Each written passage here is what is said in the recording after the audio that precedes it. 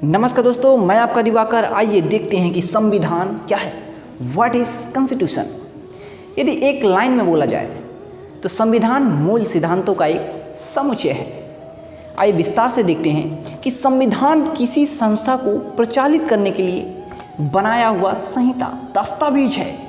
Yes, example लेते हैं। Example के थ्रू बहुत अच्छे से समझ आएगा। यदि हमें किसी अपने जीवन में सर्वाइव करना हो, व्यक्तिगत लेके समझिएगा, ओके, अपने आप को सर्वाइव करना हो या किसी लक्ष्य को गोल अचीव करना हो, किसी लक्ष्य को क्या करना हो, अचीव करना हो, तो क्या करना होगा?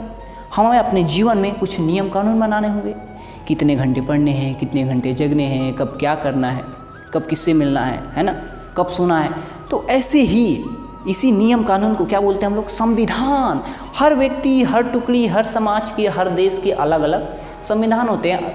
हर राज्य के भी अपने संविधान होते हैं। और जितने भी विद्वान मिलेंगे वो सभी लोग राज्य लेवल पे संविधान को परिभाषित मिलेंगे। अरस्तु जी को जानते हैं, जिनका जन्म 384 ईसा पूर्व और शायद 322 ईसा पूर्व के बीच रहे।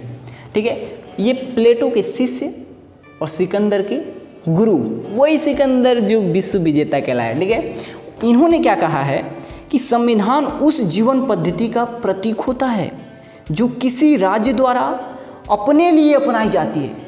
यहाँ पे आ गया ना, अपने लिए अपनाई जाती है, मतलब किसी भी राज्य द्वारा अपने को आगे बढ़ाने के लिए, सर्वाइव करने के लिए, जीवन बड़े आसान शब्दों में इन्होंने एक संविधान को समझाने की कोशिश करी है और बहुत अच्छे से समझाया भी कि जो भी मैं नियम कानून बनाऊं अपने लिए बनाऊं। ठीक है, और अगर संविधान ना हो किसी के जीवन में तो क्या है, कैसा दिखेगा? और जेलिनेक ने तो यहाँ तक कह दिया कि संविधानहीन राज्य की कल्पना ही नहीं की जा सकती।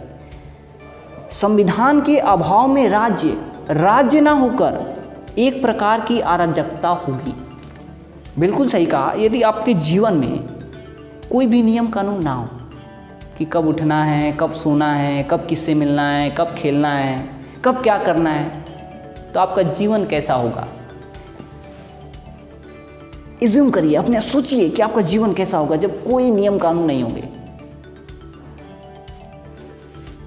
कोई मतलब का नहीं जीवन होगा। ओके, और सुल्टज ने भी कुछ ऐसा ही मिलता जुलता, सुल्टज भी एक विद्वान है, उन्होंने भी कुछ ऐसा ही मिलता जुलता कहा कि राज्य कहलाने का अधिकार रखने वाले हर समाज को संविधान अवश्य होना चाहिए। यदि मनुष्य कहलाना है, यदि एक अच्छा छात्र कहलाना है तो अपने जीवन में कुछ नियम कानून होने चाहिए। उसी को क्या बोलेंगे? उसी को शब्द दे दिया गया है संविधान। इतनी सारी परिभाषाओं में तो आपको कोई ना कोई तो याद हो ही गया होगा। एक लाइन में जैसे मैंने बोला कि मूल सिद्धांतों का एक समुच्चय है संविधान, है ना। ठीक है, और संविधान की एक्चुअली मैं परिभाषा बताना चाहता हूँ कि संविधान ऐसे निश्चित नियमों का एक संग्रह होता है, ऐसे निश्चित नियमों का एक संग्रह होता है जिसमें सरकार की कार्यविधि प्रतिपादित होती है और जिनके द्वारा संचालन होता है। ठीक है, ये संविधान की एक बहुत ही सोची समझी परिभाषा मानी जाती है। और इसमें एक शब्द आया है सरकार। तो यहाँ सरकार का मतलब क्या समझते हैं? सरकार का मतलब है निश्चित व्यक्तियों का समूह। जैसे कि हमने संविधान तो बना लिया, पर इसे कौन चलाएगा?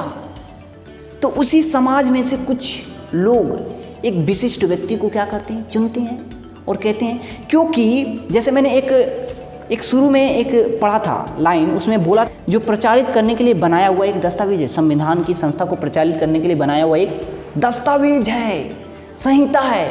तो दस्तावेज बोल सकता है क्या? नहीं। चल सकता है क्या? नहीं।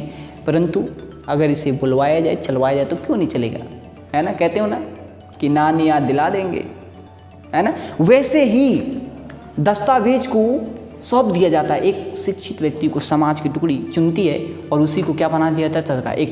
एक एग्जाम्पल लेते हैं, बहुत महत्वपूर्ण तरीके से समझ आ जाएगा। जैसे व्यक्तिगत लेकर समझते हैं, जैसे आपने अपने कुछ नियम कानून बनाए और सरकार किसको बना दिया? मस्तिष्क को। कहते हो ना कि मैं अपने नियम कानून से चलूँगा, ओके, मैं अपनी सोच से चलूँगा। तो आपने जो नियम कानून बनाए उसको सरकार किसको बना दिया? अपने मस्तिष्क को, कि इसी के अनुसार ही जब ये कहेगा कि हैंड उठाओ तो हाथ उठाओगे, जब ये कहेगा पैर उठाओ तो पैर उठाओगे। ओके, वैसे ही आप समाज क्या करता है कि एक टुकड़ी को चुनता है और कहता है कि आप बताइएगा कि मैंने क्या क्या लिखा है, मुझे भी बताइएगा, मेरे आने वाली पीढ़ी को भी बताइएगा। यदि कुछ पीढ़ी ने नया कर दिया तो संशोधन भी कर दीजिएगा। और संविधान हर देश का अलग होता है, हर राज्य का अलग होता है, हर एक व्यक्ति का संविधान अपना अलग होता है, अपना नियम कानून अलग होता है। ये बहुत महत्वपूर्ण है मेरे प्रिय मित्र, इसको संविधान कहते हैं जो मैंने अभी बताया। मैं अगले वीडियो में बताऊंगा कि भारतीय संविधान क्या है, what is Indian constitution. Okay, एक बात और, इस वीडियो को उस छात्र तक पहुंचाइए जो भी लर्निंग समय में है, जो संविधान का मतलब ही समझता है। यदि भारत में है, यूएसए में है, ब्रिटेन में संविधान कहोगे तो सीधे अपने यहाँ के संविधान की परिभाषा बताएगा। नहीं, संविधान की परिभाषा ही नहीं होती। आज से याद कर लीजिएगा संविधान की परिभाषा एक्चुअली में होती क्या है।